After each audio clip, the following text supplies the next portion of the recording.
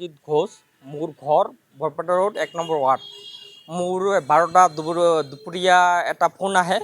Phone অহাৰ পাছত এই টাউন কৈ থাকে মই ইণ্ডোচন বেংকৰ পৰা কৈ আছোঁ, মই ইণ্ডোচন বেংক ক্ৰেডিট কাৰ্ড পাইছোঁ, মোৰ নামটো ক'লাক, মই ক'লোঁ তোমাৰ কাৰ্ডৰ 4টা নাম্বাৰ ক'লাক, মোক ক'লাক কি যে তোমাৰ এটা কাৰ্ডৰ ডমেষ্টিক এটা অন কৰা আছে, সেইটো যদি অফ নহয় পইচা মাহে কাটব। তাৰপিছত মাহে কাটব, মই ক'লোঁ তেনেহ'লে কি কৰিব লাগিব, মোক এটা হোৱাটছআপত লিংক দিলাক। লিংকটো দি ইণ্ডোচন বেংকৰ ক্ৰেডিট কাৰ্ডটো এণ্টাৰ কৰিলোঁ, তাৰে পৰা পইচা কটা নাই। বেলেগ বেংকৰ পৰা, এক্সিছ বেংকৰ পৰা আৰু ষ্টেট বেংকৰ পৰা পইচা কাটি দিছে। মোটামুটি 1.5 লাখৰ পৰা এতিয়া 1,60,000 হ'ব। প্ৰথমতে মোটামুটি দেখা নাই মেছেজ দেখুৱাই 23,000 কিমান নেকি 21,000 কিমান এটা মেছেজ আহি আছে।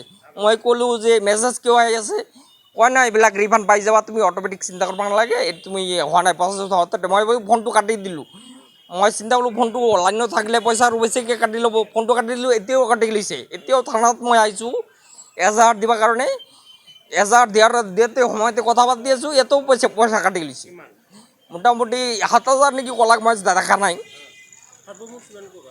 হ'ব মোৰ 1,60,000 70,000 হ'ব মানে। দেখবা লাগিব, মই কাৰ্ডবিলাক ব্লক কৰিছোঁ, 2টা কাৰ্ড ব্লক কৰিছোঁ আৰু এতিয়া এটা কাৰ্ড ব্লক কৰি আছোঁ।